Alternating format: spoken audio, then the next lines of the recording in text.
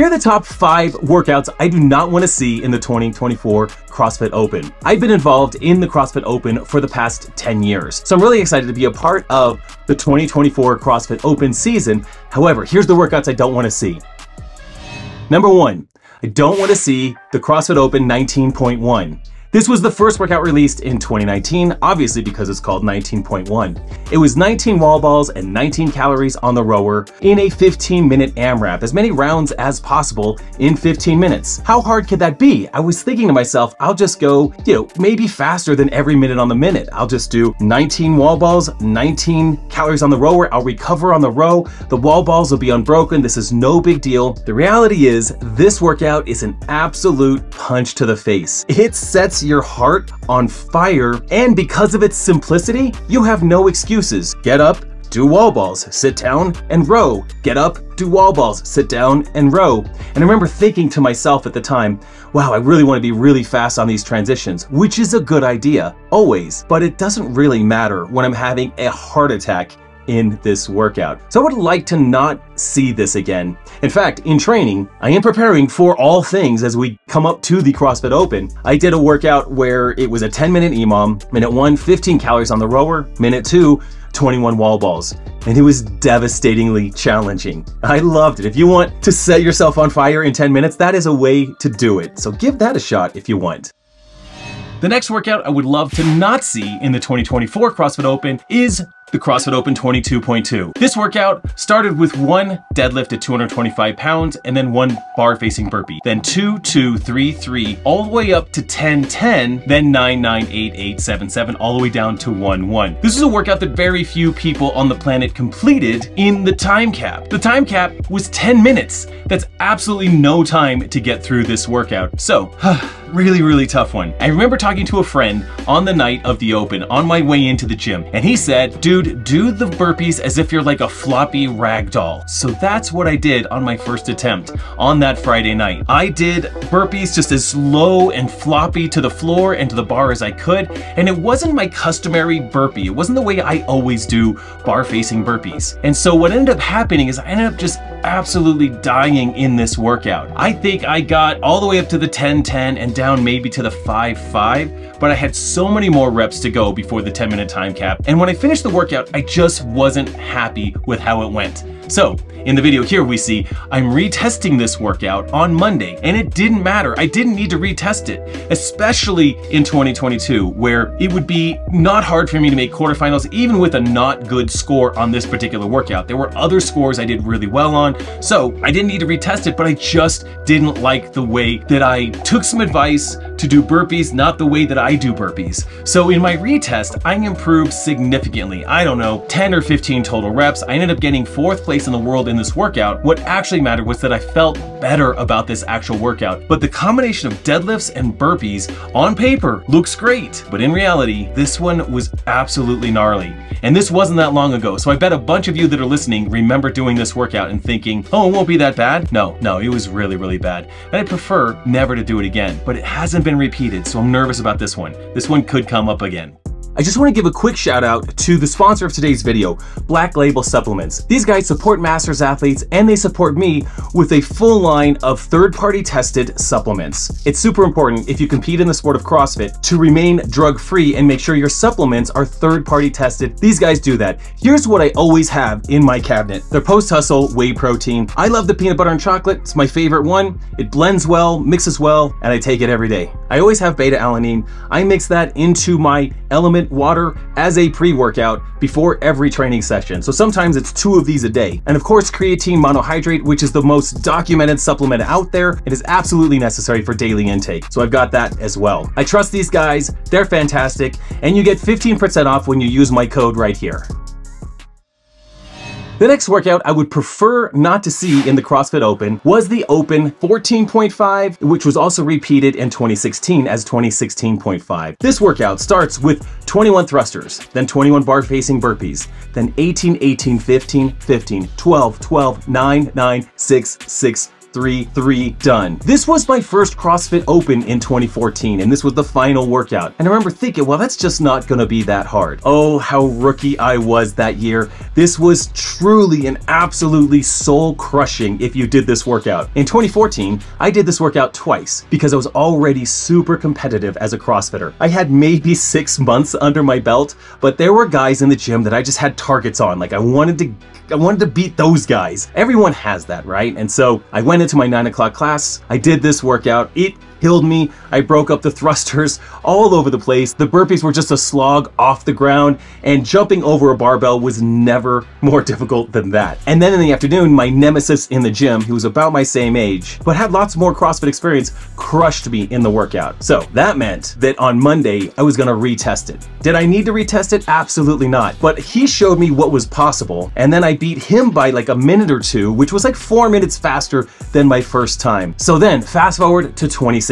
I'm thinking I'm trying to qualify for the games as a 40-year-old in 2016. This is my chance to give it a go, right? And we go through the CrossFit Open. It's the 16.5. I remember this workout. It's super hard, terrible, challenging, and I get sick that week. I am sick Friday. I can't attend Friday Night Lights at my gym. I'm sick Saturday. I'm sick Sunday. On Monday, I have to put a score in for this workout if I even want a shot at qualifying for the CrossFit Games. So I went in. I remember starting to warm up with the row, and I just felt terrible. I felt so awful. Like I felt I couldn't breathe, but I had to do the workout. So 3, 2, 1, go. I start working my way through the workout. I almost quit the workout multiple times, probably on the set of 12. I think I almost quit on the set of 6 as well. I was just, get 6, 6, 3, 3 and done, but I was dead. I ended up doing the last burpee over the barbell and laying on the floor in the worst pain and agony I could ever imagine. And why do we do that? Because I wanted to try to get to the CrossFit Games that year, and I needed to get a score in. I did qualify for the online qualifier that year, but I don't think I even made it into the top 50, maybe not even the top 100 for that qualifier year. I was 40 years old, giving it a go. I didn't actually qualify for the CrossFit Games until I was 42 years old.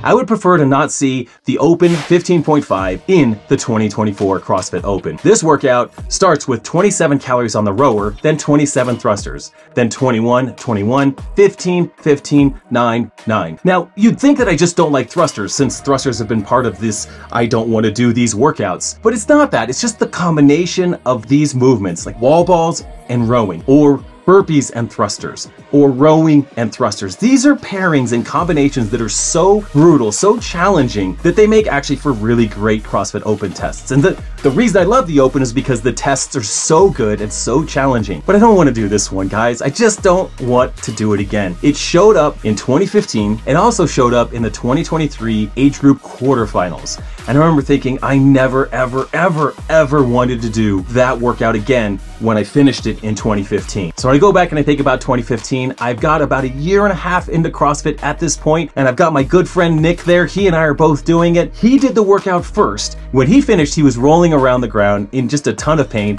and I was laughing at him. I mean, just laughing at his face. That's kind of how we worked out together. So we'd laugh at each other. Then I did the workout, and I'm just working my way through this workout, and I finish it, and I'm laying on the ground. I've got knee pads, I've got wrist wraps on, I've got my lifters on, and I am so dead. I'm trying to peel off my knee sleeves. Have you ever had that where you just finish a workout, you're just trying to peel those off because you're so dead? He's laughing in my face while I'm trying to get the things off. It was so rough. My legs were sore for days and days. So when we fast forward to 2023 and I see the announcement for our quarterfinals that we're gonna be doing this workout again, my heart sank. I was actually more afraid of the pain of this workout than the actual workout itself. I felt like I'm a fit enough human being. I'm probably gonna do pretty good on this workout. I'll be top 10 in my age group. That's fine. And that's all I need to get to the next round. I don't need to kill myself on this thing, but of course, 3, 2, 1, go. I'm gonna give this workout a go. And it was really fun to see how much faster and more fit I am as a 47, 48-year-old than I was when I was just a 39-year-old the first time I did this. And the second time around, there was absolutely no braking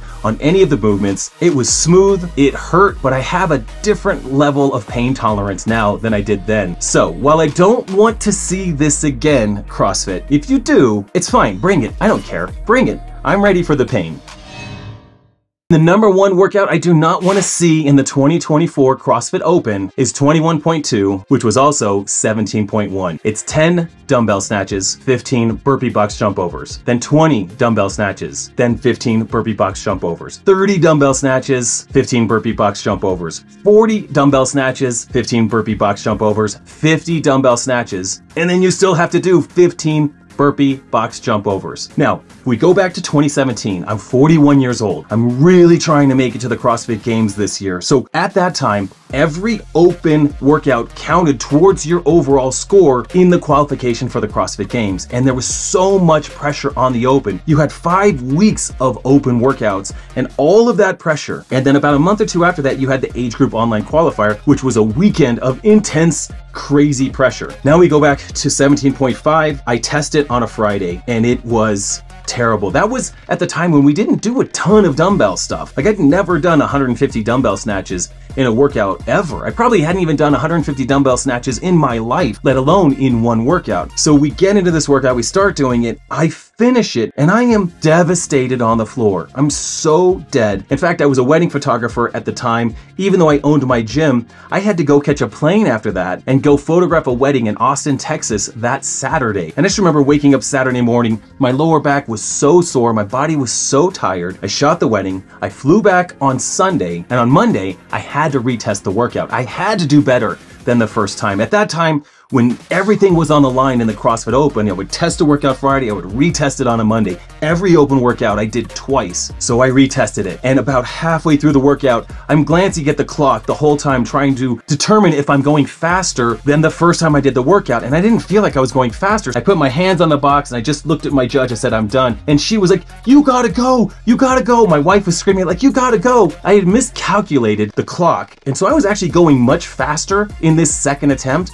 but I thought I wasn't. So anyway, I finish it, and they're like, dude, you were like a minute or two ahead, whatever it was. I did better in this retest. Here's the worst part. Monday night, CrossFit announces or sends out an email that says, there's a glitch in the scoreboard, or there's a glitch in the system. The submission deadline for 17.1 has been moved to Tuesday at 5 p.m. instead of Monday at 5 p.m. You know what that means? That means I had to redo the workout. I didn't have to, but I had an opportunity to redo it. Should I have done it a third time? Heck no. But I was trying desperately to put in the best score that I could. So Tuesday, I set up the box, I set up the dumbbell, and I did it again, and it was just terrible. But I beat my score again by like 30 seconds. And that's it. So I did it 3 times. It's the worst workout I've ever done 3 times. And then fast forward to 2021, workout number 2 is this repeat. Funny enough, in training, I had done this workout about 3 weeks before the Open. So I remembered very freshly how challenging it was. And in 2021, gratefully, the score you got in the CrossFit Open was reset when you went to quarterfinals, and it was also reset when you went to semifinals. So all I had to focus on in the Open in 2021 was just making it to quarterfinals, which for me at the time was not incredibly challenging. So I still set a PR on this workout, a lifetime PR, as an old man on this workout. It still hurt more than any other workout out there that I can imagine. I mean, yes, there's harder workouts, of course, but this is an open workout I do not want to see again. And there's just no way they're gonna three-peat that, right? Gosh, I hope I don't eat those words. Please don't let me eat those words. Those are my top 5 workouts I would not like to see in the 2024 CrossFit Open. What are your workouts that you would love to not see? Leave those in the comments below. And if you're looking for a training program to get you well prepared for the 2024 Open, I've got you covered with Boulder Athlete. This isn't some individual elite program that's scaled for masters. This is a program designed for masters by a masters. I program this. I love doing it.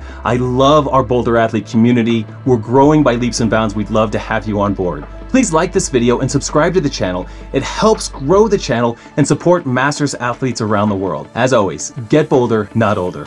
See ya.